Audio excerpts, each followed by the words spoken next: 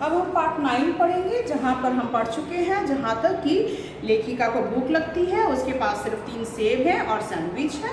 तो वो चाय पीना चाहती थी, उसके पास चिल्लर नहीं थे, तो छुटके ने क्या है 3 रुपये चिल्लर दिया और तब लेखिका उसे सैंडविच ऑफर करती है। उसके आगे हम पढ़ेंगे नो थैंक्स कहकर उसने जेब से भुने हल्के हल्के छिलकों वाले नमकीन काजू निकाले और मेरी प्लेट में रख दिए।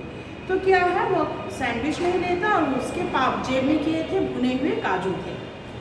मैंने आश्चर्य में भरकर प्रतिज्ञा से कहा कि ऐसे काजू मैंने पहली बार देखे हैं, बिना छिले मगर भुने हुए। मतलब काजू जो है वे छिले हुए नहीं थे मगर भुने हुए थे, तो ऐसे काजू वो पहली बार देखती है।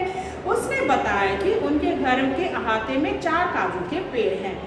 तो यहाँ पे वो गीत क्या कहता है, उनके जो अहाते मतलब बरामदे में जो है पास घर के पास लगाव क्या है 4 काजू के पेड़ हैं। ठीक है, 4 काजू के पेड़ हैं, ये काजू उन्हीं पेड़ों के हैं। तो यहाँ पे आ सकता है कि कितने काजू के पेड़ थे।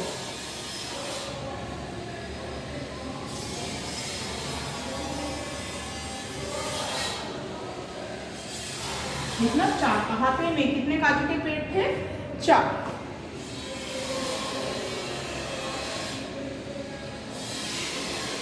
उसने बताया कि उसके घर के अहाते में 4 काजू के पेड़ हैं, ये काजू उन्हीं पेड़ों के हैं। आते समय मॉम ने जबरदस्ती उनके साथ बांध दिए थे। मेरी कल्पना में एक सांवली छींट की फ्रॉक पहने दुबली मगर हल्के से निकले पेट वाली ममतामयी क्रिश्चियन महिला की छवि तैर गई। तो वह अंदाजे में लगाती है कि उसकी मम्मी कैसी दिखती होगी, उसकी मॉम। मैं कुछ और भी पूछना चाहती थी, एक आम भारतीय उत्सुकता के तहत उनकी निजता के पारदर्शी तरल को छूटकर देखना चाहती थी। मसलन वह लड़की तुम्हारी बहन है, कि उसके मन में आता है कि वो जो पास है क्या वो तुम्हारी बहन है। तुम्हारी माँ ने एक पराये लड़के को तुम्हारे साथ क्यों कर भेज दिया होगा। मतलब भाई एक यंग लड़की है, तुम्हारी दीदी है, उसके साथ एक पराये लड़के को कैसे छोड़ दिया, किस भरोसे छोड़ दिया, इस प्रकार के प्रश्न उसके मन में आता है। कहाँ जा रहे हो, कब लौटकर घर आओगे, और जरा बताओ तो क्या क्या उगा रखा है तुम्हारी माँ ने तुम्हारे हाथे में। उसके मन में इस प्रकार के प्रश्न आते हैं। तुम एंग्लो इंडियन बोर्न क्रिश्चियन हो कि कन्वर्ट। तो क्या है इस तरह के प्रश्न बहुत सारे आते हैं कि भाई तुम लोग अकेले निकले हो, माँ ने तुम्हें कैसे छोड़ दिया, पराए लड़के के साथ तुम्हारी बहन को कैसे छोड़ दिया, तुम लोग किस प्रकार के क्रिश्चियन हो, एंग्लो इंडियन हो या कन्वर्टर हो, कन्वर्ट की हो। छी, ये सब पूछकर वो क्या करेगी। फिर सोचती नहीं ऐसा पूछना नहीं चाहिए। कहीं उसने कह दिया you naughty Oldi, what fucking concerns you do have with us. उसे क्या भाड़ में जाए और उसकी बहन। फिर सोचती नहीं ऐसा कहना पूछना ठीक नहीं, कहीं उसने अगर उल्टे प्रश्न जवाब दे दिया तो वो बहुत बुरा लगेगा। कम वक्त कैसे सटकर उस जवान जहान लड़के से चिपकी पड़ी है। उसे बुरा लगता है कि किस प्रकार क्या है लीजा उस लड़के के साथ चिपकी बैठी हुई है। छुटके ने उत्साह से कहा कि कोई स्टेशन आ रहा है। इक्का दुक्का घर नजर आने लगे थे, कुछ कारखाने, अलवर आ गए। हाय, जल्दी से मैं मिठाई लेना भूल गई थी। तो कौन सा स्टेशन आ रहा था, नाम याद रखना, अलवर स्टेशन। ठीक है, तो अलवर स्टेशन आ रहा था। उसे याद आया जल्दी में क्या है वो कोई मिठाई नहीं लेकर आई थी। मतलब मिठाई नहीं खरीदी, दामाद के घर जा रही, बेटी के ससुराल जा रही है, खाली हाथ जाएगी। तो वह सोचती है कि अलवर स्टेशन से कुछ मिठाई खरीद लेगी। हाँ, जल्दी से मैं मिठाई लेना भूल गई थी दिल्ली से। कम वक्त निशी ने भी तो अचानक फ़ोन किया था। मम्मी, मुझे सास ने कह दिया है जा हो मायके, तुम कल ही भैया को भेज दो। तो क्या है मायके जाने का चांस मिला, सास ने भी कहा तो जल्दी आ जाओ, कल ही आ जाओ। पर भैया की तो एग्ज़ाम्स थी, इसीलिए भैया को नहीं भेजा। भैया कैसे आएगा, निशी उसके एग्ज़ाम्स हैं। तो माँ बेचारी मुआसा हो गई। तो अब भैया भी नहीं आ पाएंगे, पापा भी नहीं आ पाएंगे, तो वह बहुत उदास हो जाती है।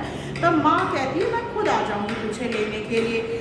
जयपुर से तो कोई सीधी रेल है दिल्ली की, करा लिए रिजर्वेशन। और फिर क्या करती है वह रिजर्वेशन कर लेती है और लेने के लिए रवाना हो जाती है। इसलिए क्या है मिठाई खरीदने के लिए उसे वक्त नहीं मिलता।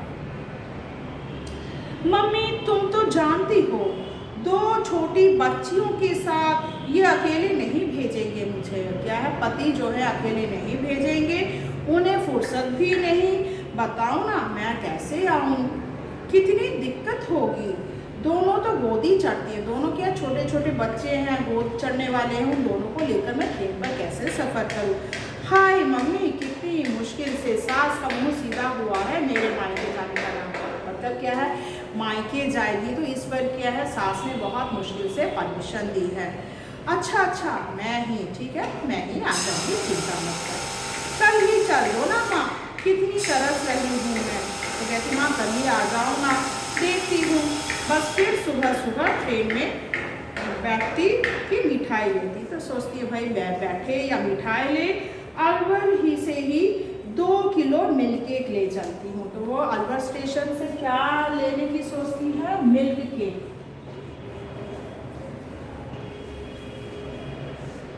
अंडरलाइन कर लेना। तो अलवर स्टेशन से सोचती है 2 किलो मिल्क केक ले ले। वहाँ जयपुर में तो स्टेशन पर दामाद लेने आएंगे, अब दामाद के सामने तो मिठाई नहीं खरीद पाएगी, उनके सामने मिठाई लेती तो अच्छा नहीं लगेगा। मैंने अलवर आता देख पर्स संभाला, छुटके से कहा कि सामान का ख्याल रखे। डॉक्टर दंपति ऊपर की खाली बर्थ पर जाकर लेट गए थे। लड़की कुनमुनाकर लड़के से अलग हो उठकर खड़ी हो गई थी। उठते ही चॉकलेट निकालकर खाने लगी। फिर क्या है, चॉकलेट निकालकर खाने लगती है। ट्रेन रुक गई थी, डिब्बा सच में बहुत पीछे था। मिल्क केक की दुकान दूर थी, स्टेशन पर काफ़ी भीड़ थी, स्टेशन पर भी काफ़ी भीड़ थी। सारी भीड़ कहाँ जा रही थी, पिंक सिटी में ही समाएगी क्या, यह सोच में जल्दी ट्रेन से उतरी और लोगों से टकराते हुए बड़े डग भरते हुए दुकान पर हाँफती हुई पहुंची। तो क्या बहुत जल्दी पाँव चलाकर दुकान तक पहुंच जाती। क्या खरीदने के लिए, मिल्क केक खरीदने के लिए।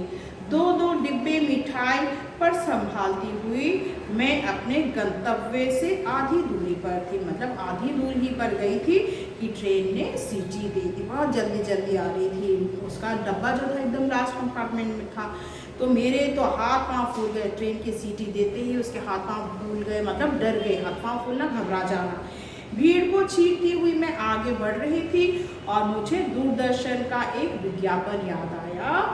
जो विज्ञापन है उसको अंडरलाइन कर लेना कि भारत में स्टेशनों पर यात्रा करने वाले कम और उन्हें छोड़ने वाले ज़्यादा होते हैं। स्टेशन पर देखना, यात्रा करने वाले कम होते हैं और उन्हें छोड़ने के लिए इतने सारे लोग जाते हैं। 1 जन ट्रेन पर चढ़ेंगे, छोड़ने वाले 5 आ गए।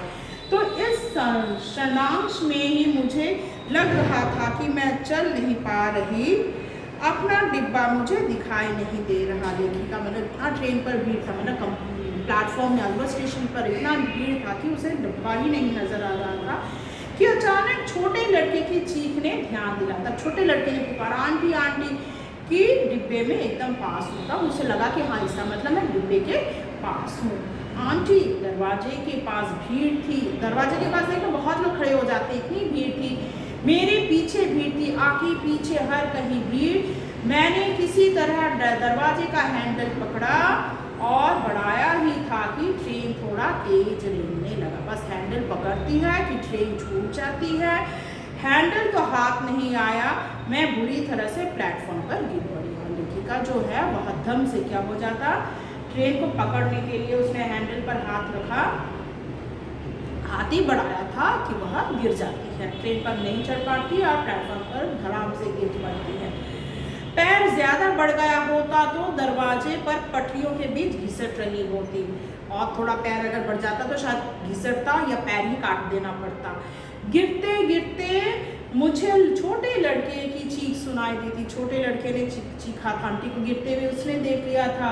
उसके बाद मुझ पर झुकी भीड़ एक भंवर की तरह कूदती नजर आई और फिर कुछ नहीं, गड़बड़ सा डूब गया। मतलब उसके बाद उसे और कुछ याद नहीं। उसके तो क्या वो बेहोश हो गई थी, ट्रेन से गिरी, बच्चे छोटे लड़के की आवाज़ सुनाई दी और फिर क्या है वह बेहोश हो गई थी। आशा करती हूँ यहाँ तक आपको समझ में आया होगा। बाकी मैं आपको पार्ट 10 में पढ़ाऊंगी। धन्यवाद।